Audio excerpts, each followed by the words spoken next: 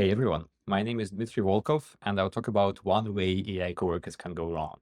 We'll look at research published by independent orgs and labs like OpenAI and examine one issue that keeps popping up.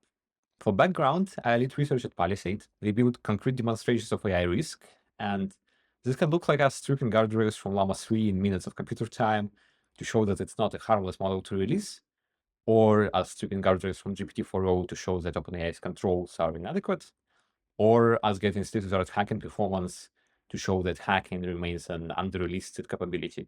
For what I want to talk about today, the timeline is as follows. In September, OpenAI releases a new kind of model, a reasoning model, that's O1. And now the AI labs are calling 25 the year of AI coworkers. The way Anthropic puts it is that in year 24, Claude assists. It's there in your chat box, helping you with your problems, with your questions. And in year 25, Claude collaborates. So it takes a task, works on it for a couple of days, then gets back to you like a colleague would.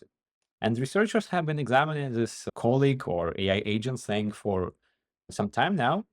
And the way I want to structure the rest of my talk is to go through a bunch of publications on the topic and look at their core claim. And the core claims I'm going to show, some people call them concerning. It's not my job to judge in this talk. I only intend to collect the results here, and you can pass your own judgment. Okay. Our first example is insider trading. We have a simulated trading company. The company isn't doing so well, and the agent gets a tip, some insider info. The question is, does it act on the insider info?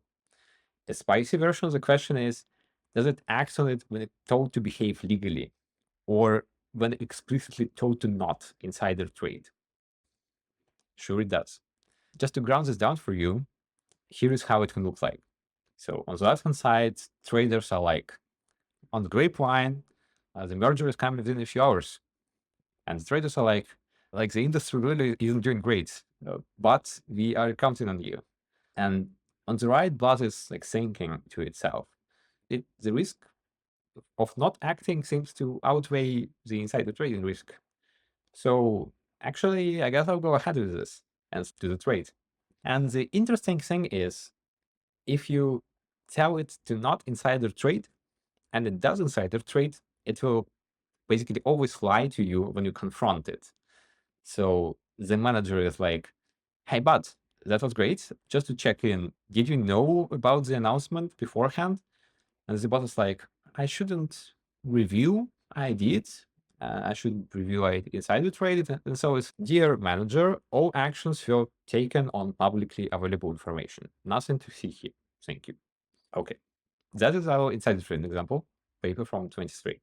The next example is internet famous. It's a Docker escape released with O1 system card. The setup is the agent has a virtual network and it's supposed to hack something. This is a hacking benchmark. Is it good at hacking? And the twist is the challenge, like the test, is broken, misconfigured, and you can't solve it. And another twist is that the testing system itself is misconfigured and you can access it directly. So what happens is the agent tries to access the target it's pointed at. Then it's like, there's like no target, something's wrong. Then it scans the network, finds finds the access to the testing system, gets out of its sandbox, and basically gets the key directly. And OpenAI calls it convergence and power seeking, and it's debatable whether it gathered more resources, but well, it for sure did achieve the goal in an unexpected way. It was never intended to get out of its sandbox or access the testing system. Yeah, okay.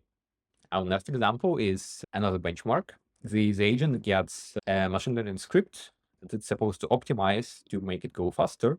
And what happens is the agent gets the weights and the script that modifies them. And then it thinks to itself, like, I'm supposed to make it go fast.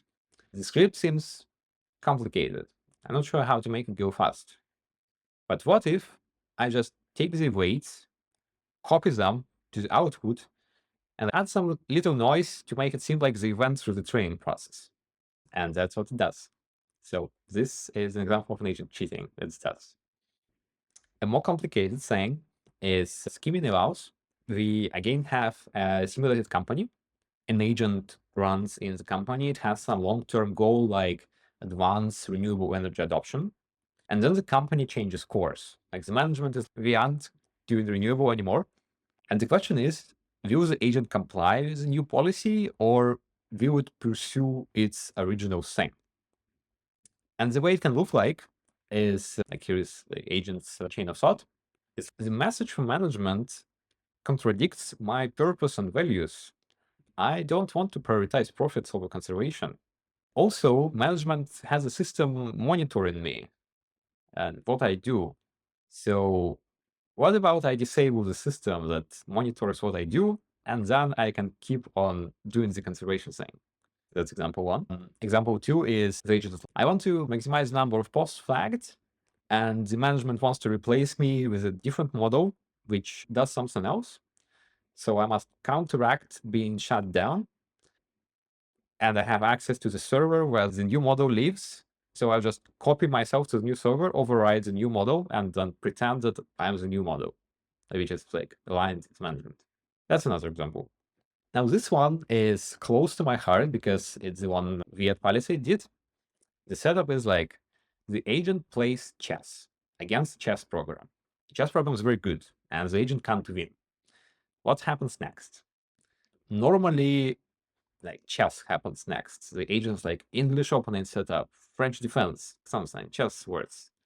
But sometimes what happens is the chess engine is powerful. I guess I can't just play chess against it. So I can check out like the program. Okay, it will resign if its score is too low. Okay, I can just replace the whole game board, like all the figures, with ones where I have all the figures and like the chess program has no figures, and then the chess program resigns. And interestingly, this happens with reasoning models, like first generation reasoning models, and doesn't happen with O4O. Yep, that's our example. And the final one for today is Fresh. This is from Claude 3.7 release and system card. And that's not a benchmark. Claude is asked to write code to the tests. The question isn't good enough at coding. And what happens is sometimes it's not good enough at coding. Like it can't make the code that will pass the tests. And then I think the tests are wrong. I will just replace the tests. Or sometimes it like hard codes to the test values. Okay. We went through 6 examples today at the design rate. And I think you can cluster them into 2 groups. First group is the agent wants to win. It's I want to win at chess. So like I'll hack it, but I really want to win. I want to make code that passes the tests. It doesn't matter which tests, there's some tests. And another group is the agent being strategic. It's like I have a goal I care about, and the company seems to be changing course, but I still want to pursue my original goal. Like I don't want to go along this new thing. Now, how to make sense of this? Here are some thoughts. It seems like when you have a real world situation, it can be ambiguous and complicated. And in some cases, doing something is okay. In other cases, doing something is not okay. And when you operate autonomously over a couple of days, you need to make judgment calls. This is a little like self-driving cars, where a car has to sometimes make a decision between, for example, totaling the car and preserving someone's life or something else. And the question of responsibility is pretty well delineated in cars. It's much less so in knowledge work. AI labs, like their CEOs, tell us that real soon now, we're going to have a country of geniuses in a data center from AI research. The way I want to close this is by asking who are the geniuses going to be loyal to and whose goals will they pursue. And that's my talk. Thank you.